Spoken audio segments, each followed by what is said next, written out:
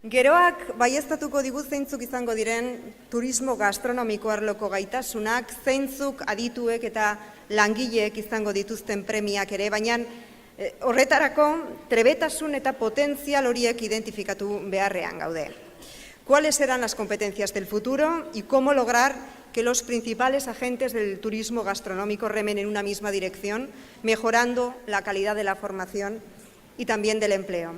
En esta primera sesión se va a ahondar en las competencias y en la capacitación para el turismo gastronómico del futuro. Recibimos a Idoia Calleja, directora de másters y cursos del Basque Culinary Center, para liderar esta sesión.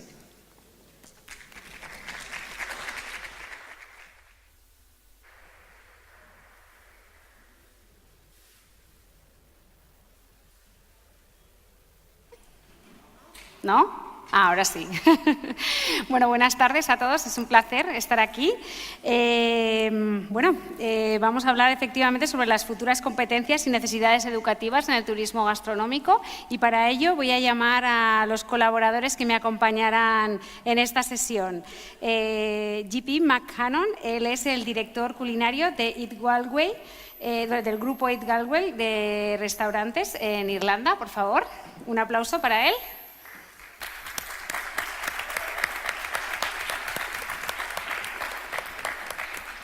Madeleine Barnes, ella es la directora del Centro de Formación en Turismo Cenfotur en Perú. Un aplauso.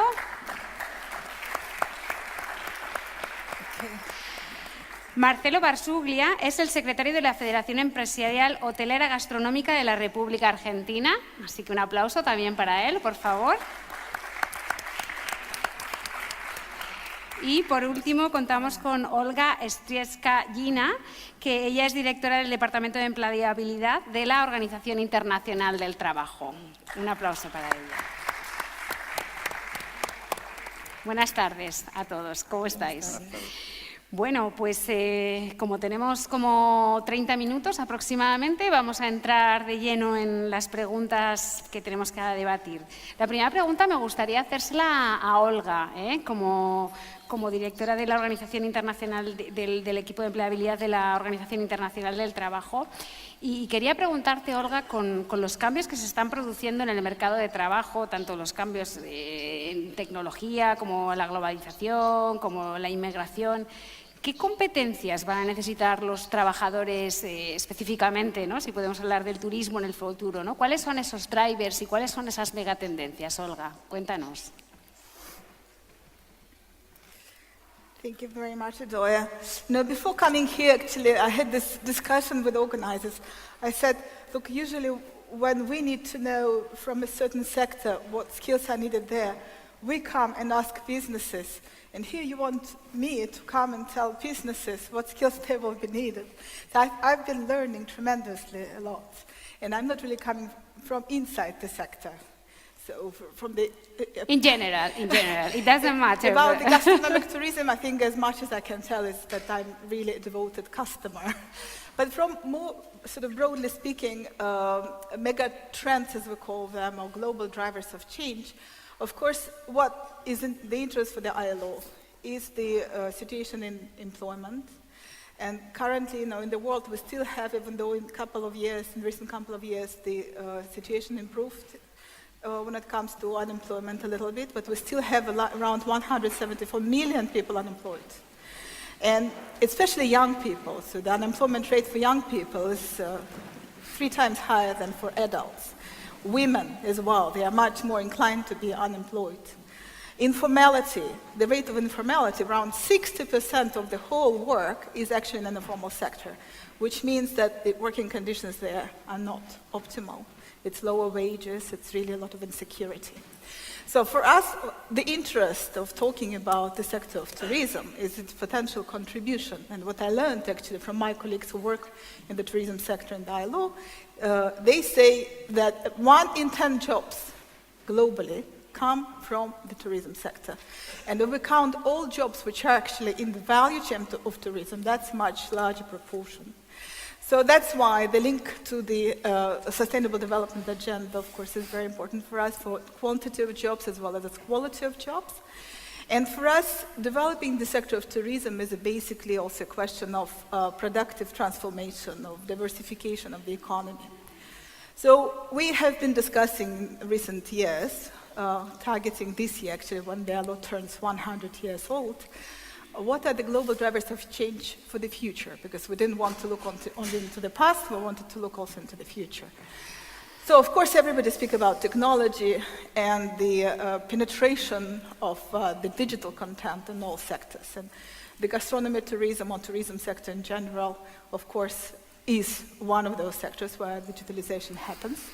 And you heard probably about all these alarming calls that the robots are coming, getting our jobs, and there will be a rate of substitution of jobs at almost 50%. In the ILO, we are a lot more positive because we learned also from the past. Each wave in technology, of course, took some jobs, but it's kind of the creative destruction of jobs. So there are many more jobs usually created indirectly in the supply chain, but of course, that doesn't mean that they will be created exactly in the same place, in the same sector, and therefore a lot of retraining will be needed. However, robotization, automation, of course, will concern more those jobs which are very repetitive, sort of routine tasks, and that do not have kind of human touch content. So I suppose it's a very good news for the gastronomy tourism sector, because of course you can substitute hands by artificial intelligence, you can substitute also brains, potentially, at any education level, but you can't substitute heart and soul. So I suppose that personal touch of the sector actually makes it very secure and makes it actually very interesting to work in. Perhaps it's something also the sector can brand for the future. So digitalization, this is one thing, but then of course there are other drivers of change. So for example, if we speak about climate change, environmental degradation, that concerns this sector a lot as well. Because it's the changing consumer behaviors, the preferences. Now you have the whole variety of consumers who would like to have organic food, they would like to have a vegetarian, vegan, pescatarian, flexitarian, and all these tarians you cannot even pronounce or remember. And of course, the sector also has to adjust to that. But even more than that, it's also thinking what kind of skills are provided within the training for the sector in terms of environmental awareness, or giving capability to businesses and workers to assess, for example, the environmental impact, potential environmental impact of certain production practices, services. And also what happens in the value chain. In the value chain, because many people this morning spoke about what kind of products we use. Everything starts from the product. And this is it. It's not just tourism. It's also the agricultural production sector. It's also food processing. And there is also kind of responsibility, corporate responsibility, especially of those leading businesses in the sector to provide training into the supply chain about competency standards, for example, about how to use organic pesticides or reduce the content of pesticides in the agriculture produce. Relying also, teaching the chefs and cooks and other stuff on how to rely more on the local produce, but at the same time making sure that the local produce corresponds to the quality. And then in terms of also globalization and trade, actually I learned also that the tourism sector is third in the world in terms of exporters. It's the third exporter in the world by volume, after chemicals and fuels. Imagine, so it's not really chemicals and fuels only, but also tourism sector services that drive the whole growth agenda as well. So of course, when it comes to restaurants and hotels, it's also teaching the right management skills and marketing skills to be able to compete in the local and regional markets and also global markets eventually. But also, usually, businesses become part of the global value chain and they have to adjust in terms of, for example, food safety. Food safety is a big issue. We've been doing some work with developing countries, and food safety, food standards, food storage, all these practices, they come as number one when we discuss what will make the sector more competitive. Then another driver of change is demography. And of course, the population in developing countries is still growing, in developed countries shrinking, so of course there will be more mobility. And that's why, for people, especially for migrant workers, and they constitute an important proportion of the sector workforce, it's important to have their skills portable. So that so-called core work skills, not necessarily technical skills, not only the technical skills, but also core work skills such as customer care, such as teamwork, such as leadership. Leadership is hugely important for the sector. Such as foreign languages. So all these skills will also constitute a very important part for potentially curriculum development and competency standards adjustment. Let me think whether I mentioned all of them. Work organization is changing as well, so people continuously find themselves more outside of sort of formal employment arrangement.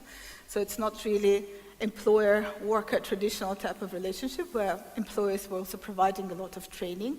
And I think it's quite alarming also for the ILO. We're still insisting that it's very important that employers do provide training, that work directly with schools, with training providers, providing also places for apprenticeship training, dual type of training.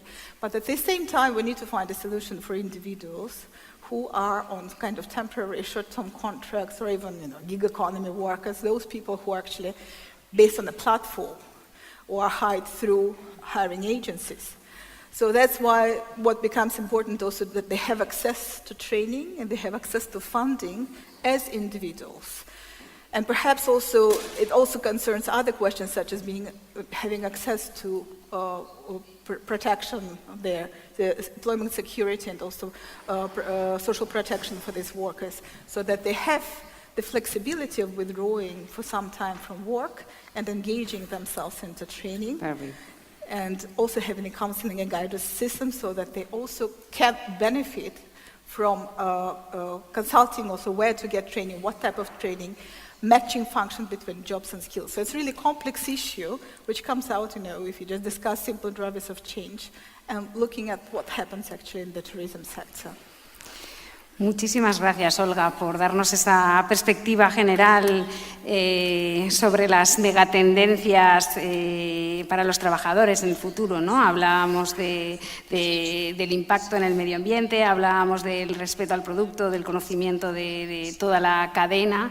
Así que, bueno, seguimos ahondando un poquito y nos metemos ya más de lleno en las aptitudes y competencias que creéis que deben tener, más específicamente cuando hablamos de los expertos o los trabajadores del sector del turismo gastronómico. Marcelo, si nos das tu perspectiva desde Argentina. Buenas tardes. Sí, bueno, un poco con quien me predecían la palabra, tomamos muchos casos nosotros como empresarios en el tema de todos los cambios que se vienen realizando en los últimos 20, 30 años, y lo decía Rafael en su disertación, la modalidad de lo que es la puesta en valor de la gastronomía, sobre todo en la Argentina, donde es un país, digamos, con un turismo emergente y una gastronomía emergente. Si bien está bastante consolidado, creo que en los últimos años se ha trabajado muchísimo, se ha invertido muchísimo tiempo y recursos para ir mejorando esto. Esto es un trabajo que tiene que ser una sinergia entre el sector privado a través de las empresas, de los prestadores de servicios y los entes gubernamentales. Fundamentalmente, hoy te comentaba a la mañana, esta ciudad no es casual que tenga el prestigio que tiene en la gastronomía. Ayer cuando he viajado del aeropuerto al hotel en el taxi, el taxista me dio aproximadamente unos 15 lugares donde se referenciaba la gastronomía de distintos tipos, ¿no? Y yo creo que eso es fundamental porque si no, nada más sería, si no hay una concientización real entre todos los actores de la ciudad, es muy difícil posicionar un destino como un destino de turismo gastronómico. Hablábamos del cambio de la innovación y la tecnología. Hoy un chef a través de un celular puede manejar un horno en Alemania o en cualquier parte del mundo. Creo que el deber nuestro como empresarios y el deber de todos los estamentos en que está insertado el turismo y la gastronomía tenemos que trabajar responsablemente para que el trabajador participe de ese cambio, que sea un actor principal, es quien realmente tiene el diagnóstico del día a día de cómo se van desarrollando las actividades. Uno a veces no está en su empresa, mi empresa sigue funcionando y yo estoy aquí hablando con ustedes y confío en la gente que está trabajando conmigo. Entonces, si yo no hago partícipe a la gente de ese cambio, de esa modalidad o de buscar nuevas aptitudes, se va a tornar muy difícil. Realmente,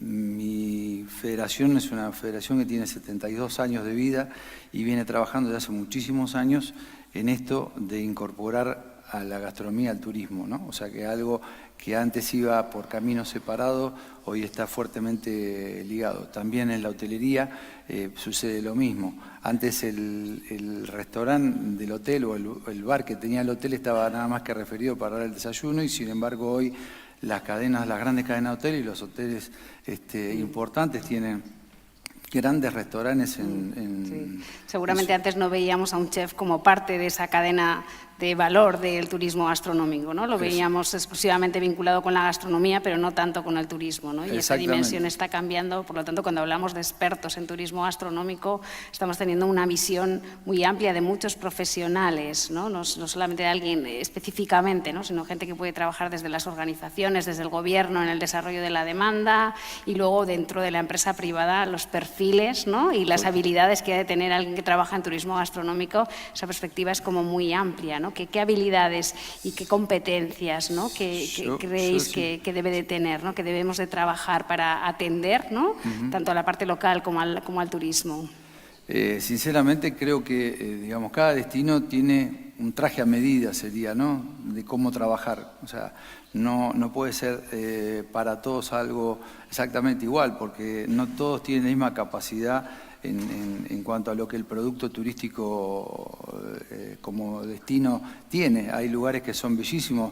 En la Argentina, por ejemplo, están los hielos continentales, el Calafate, que es un lugar emblemático donde están los glaciares, y realmente es algo que tracciona directamente por sí solo al turista. Si a eso le agregamos la gastronomía, sería un combo, digamos, casi perfecto, ¿no? Entonces, bueno, hay que trabajar en todo sentido. Nosotros hemos realizado en una primera edición de este libro de gastronomía regional, que lo hace la Federación, ahora estamos en el segundo, donde están las 7 regiones de la Argentina y cada una de sus regiones con sus recetas y con sus sugerencias, ¿no? De nuestros chefs.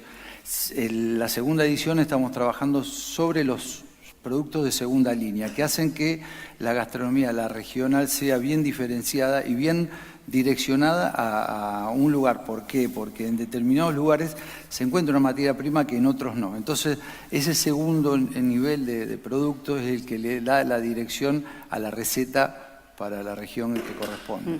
Perfecto.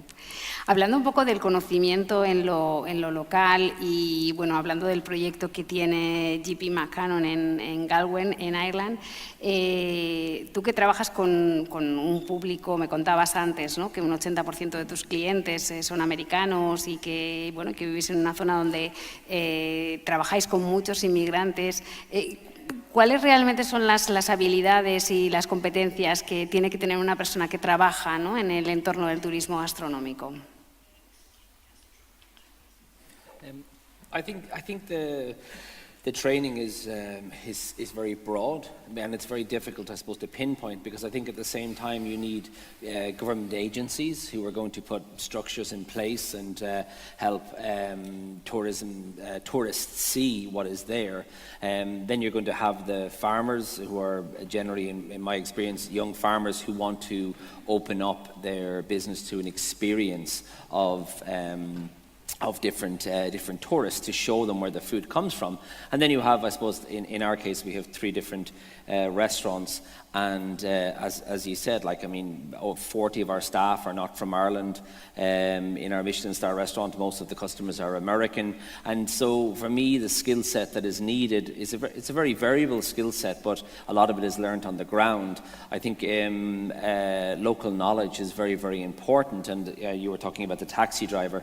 I think this is it's very, very important to be able to train your staff to not only know where the product comes from and the fact that they can remember that, but to really for them to engage in a passionate way that they feel they are part of the story. And that's, for me, that's my responsibility to maybe delegate to them and to train them to send them on different trips to different producers or to learn more.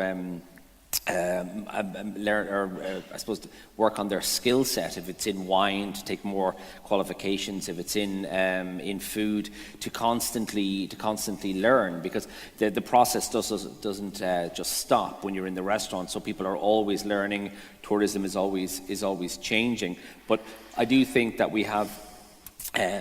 With gastronomy and tourism being together, we still have a certain gap in Ireland that we have many tourists who come to the country for the landscape. We have maybe 9 million tourists, and now in the last 10 years we have a lot of new tourism which is based on the gastronomic experience, and this is coming together. But there's still, I suppose, a little bit of a resistance to that, because often gastronomic tourism is seen as an elite activity and not as something for everyone. And I think it's very, very important that we take a very broad approach to gastronomy and make sure that not only is it for our international tourists, but we also, when we travel in our own country, we are also tourists. And whether you're from the Basque country and you travel to Jerez, or if you're in Ireland, in Galway, and you travel to Dublin, it's important that we craft these experiences for our own people as well, because otherwise, if we're only crafting them for people who come temporarily, then I don't think the model is sustainable in the capacity.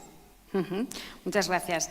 Nos hablas entonces del conocimiento del producto local y de toda la gastronomía de la zona como parte importante de esas competencias que tienen que tener, y también un poco de mirar no solamente al turismo extranjero, sino también a la parte local, ¿no? En trabajar un poco y en ser conscientes de que el turista no solamente nos puede venir de fuera, sino que también tenemos un turismo local a nivel gastronómico muy, muy interesante. Madeleine, en tu caso, ¿cuáles son para ti las competencias habilidades que deben tener las personas que trabajan en el sector del turismo gastronómico? Bueno, desde el punto de vista académico, nosotros tenemos que ver cuál es el perfil de salida del profesional, y en este punto es necesario trabajar el tema de más las habilidades y competencias transversales, ¿no? Porque se supone que las técnicas ya las tienen y las tienen en la escuela. Y entonces normalmente una escuela de cocina o de turismo enseñaba todas las habilidades técnicas, pero ahora tenemos que agregarle otras habilidades: el conocimiento de los costos, el conocimiento del marketing, el manejo del producto, contar historias, conocer el producto local, y en el caso de Perú específicamente el desarrollo de las cocinas regionales. Entonces, tenemos mucha exportación de cocineros a nivel mundial, y claro, y la gente los contrata porque quieren que desarrollen cocina peruana. Entonces, el conocimiento de la materia prima, la posibilidad de manejar estos productos, de contar una historia a través de cada plato. Para nosotros los cocineros van a clases de teatro, ¿no? Para aprender a desenvolverse, pero además tienen que tener capacidad de resolver conflictos. La cocina es un lugar muy duro, pasión por lo que hacen. Como hablaba Olga, sí. También. Liderazgo, nos contaba Olga. Liderazgo es sumamente importante, y ahora finalmente, como dicen, ¿y ahora tenemos que ser tecnológicos? Sí, ahora tienen que ser tecnológicos además. Pero en el tema del turismo gastronómico entran muchos actores, ¿no? Y entonces definirá quién tiene el liderazgo para ser el gestor del destino o del producto. Y en este caso, bueno, nosotros hemos tenido la suerte de tener grandes chefs, como en el caso de Gastón Acurio, ¿no? Que ha sido un líder en este trabajo y es un cocinero que se ha convertido en un líder y que tiene esas habilidades. Entonces, viendo las experiencias que hemos incorporado, esta enseñanza a través de la escuela, entonces cada uno tiene que ser un líder. Pero también entran los agentes de viajes, entran los gestores de turismo local o regional, básicamente es un tema de gestión y de resolución de conflictos y de manejo de pequeñas y microempresas, que son la mayoría de las empresas del sector. Entonces, hay que preparar un profesional cada vez más complejo, ¿no? Con un perfil mucho más complejo, más completo, ¿no? Que le permita afrontar estos retos. Entonces, no estamos hablando solamente del conocimiento de la técnica, sino de todas estas competencias transversales que muy bien Olga las ha explicado, que son absolutamente necesarias para poder desarrollar los destinos gastronómicos. Perfecto, muchísimas gracias. Bueno, ¿y cómo creéis que para que todos estos trabajadores y toda esta, bueno, el sector del turismo gastronómico está creciendo mucho, cada vez vamos a necesitar más trabajadores que trabajen en el sector, ¿cómo podemos hacer, ¿no?, para que al final la formación y la educación continua responda a las necesidades que tendrá el sector y a las necesidades que tendrán esos trabajadores para responder a las necesidades del sector? Olga, ¿cómo ves tú esto?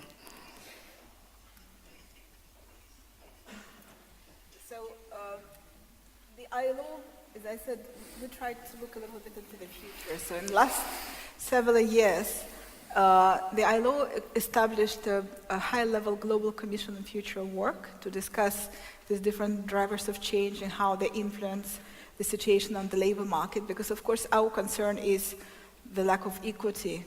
Equality in the future is really a big risk.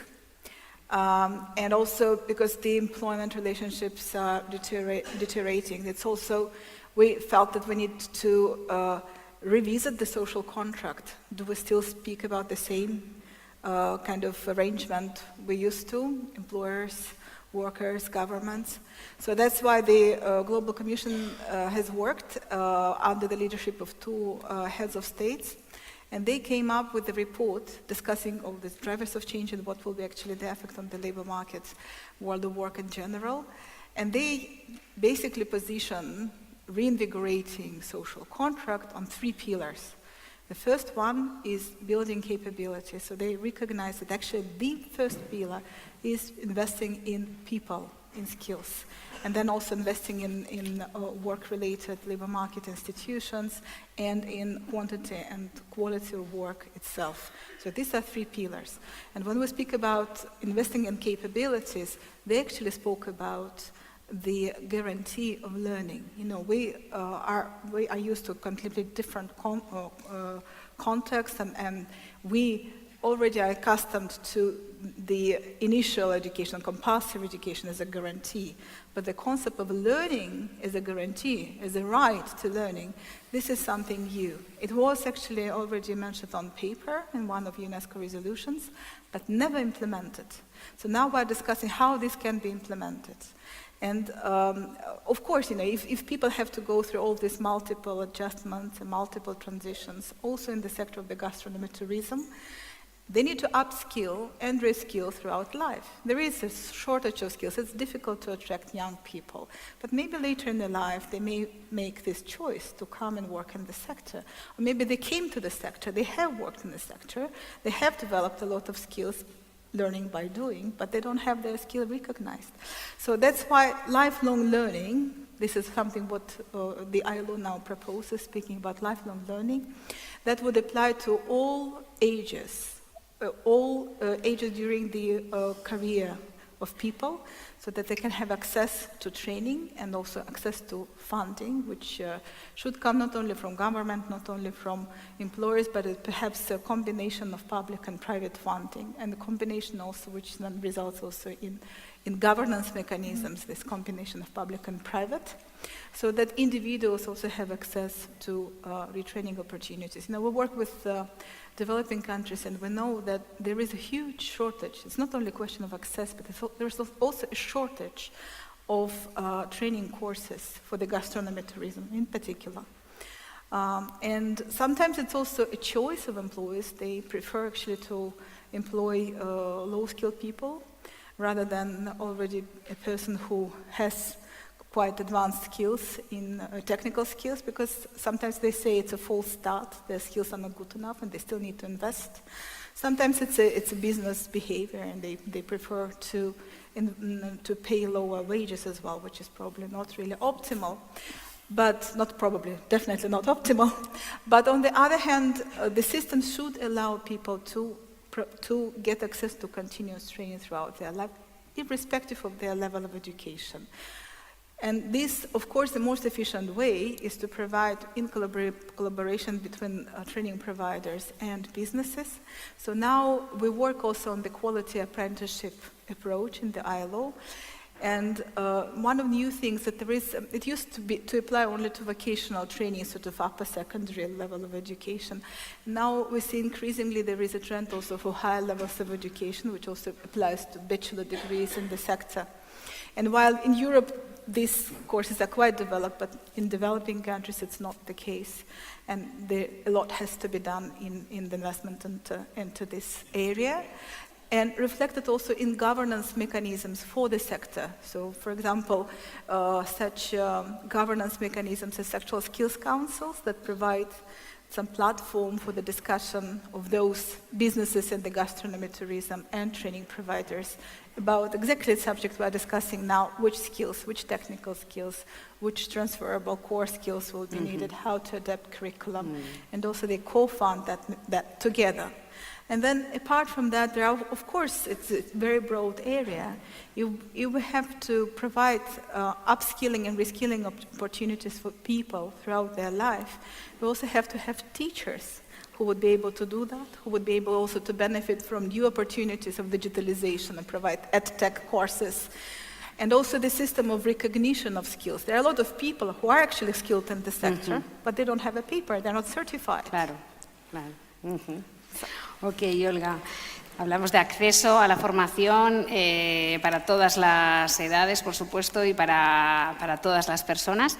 Para terminar un poco con esta mesa, que se nos termina el tiempo, me gustaría que cada uno de vosotros podáis compartirnos un titular, ¿no? sobre cuál es esa competencia, por decir, si queréis decir una competencia que creamos que sea la más importante para vosotros, ¿no? Para las personas que trabajan en el sector del turismo gastronómico. Hemos hablado de contar experiencias, de transmitir emociones, hemos hablado de liderazgo. Para GP, ¿cuál es la competencia más importante o la habilidad, hablando en términos de competencia técnica o hablando en términos de aptitud? Dos, tres palabras para terminar nuestra mesa. I think passion, integrity, and I suppose an understanding of the local product. I think those three things are very important for establishing a kind of gastronomic tourism. Of course, thank you. Madeleine. Bueno, voy a tomar un minuto porque hablando del tema de entrenamiento, nosotros tenemos un programa, porque en el Perú hemos entendido que la promoción y la generación de chef no es suficiente, el uso de los recursos no es suficiente, y tenemos un programa de más o menos 12.000 personas al año capacitando en toda la cadena de gastronomía. Creo que es muy importante en el tema de la formación continua, ¿no? Y eso también nos ayuda a transmitir ese tema de la pasión, el conocimiento de los productos locales, la sostenibilidad del proceso y cambiar las mentes con respecto justamente a esos tres temas, ¿no? Pasión, conocimiento y sostenibilidad. Y obviamente la más importante, calidad en el proceso de dar un servicio turístico y un servicio gastronómico sobre todo. Perfecto, muy bien, Madeleine. En tu caso, Marcelo, ¿cuáles dirías tú que son las 3 o 4 competencias más importantes? Yo le agregaría fundamentalmente la sensibilidad de quienes están, de todos los actores que están inmiscuidos en el turismo gastronómico, y la comunicación es fundamental. O sea, si nosotros no mostramos la cocina para afuera, digamos, cuando hablo literalmente, ¿no?, de lo que es la gastronomía de una ciudad, no la damos a conocer al resto del país y al mundo, es muy difícil desarrollar un destino a través de la gastronomía, ¿no? Si no está puesto el producto en la calle que el turista llega y lo ve, tiene que ir a buscarlo. Entonces, la mejor manera creo que es de poner la cocina a disposición de quien nos visita, con mucha sensibilidad. Me refiero a todo lo que es el trabajo en la calidad y en lo que es la preparación, y la comunicación es también algo muy fundamental en lo que es el turismo, sobre todo el turismo gastronómico. Perfecto. Olga, ¿quieres añadir algo? I would say customer orientation, because this is actually the most important point. We think about the customer. Creativity, which I always name for all jobs. I think this comes number one for all jobs across the world and across sectors. Finding creative solutions, and that part of that is also problem solving and innovation. And agility. Agility, because there is so much change coming that people have to be agile. Perfecto. Muchísimas gracias por participar en esta mesa. Yo creo que han salido cosas interesantes. Hemos intentado crear una especie de perfil, ¿no?, de las personas que trabajan en el sector del turismo gastronómico, que está creciendo muchísimo, y yo creo que ahora hemos mejorado, tenemos más información con esa imagen de los expertos en turismo gastronómico. Muchísimas gracias a la audiencia y a todos por escucharnos.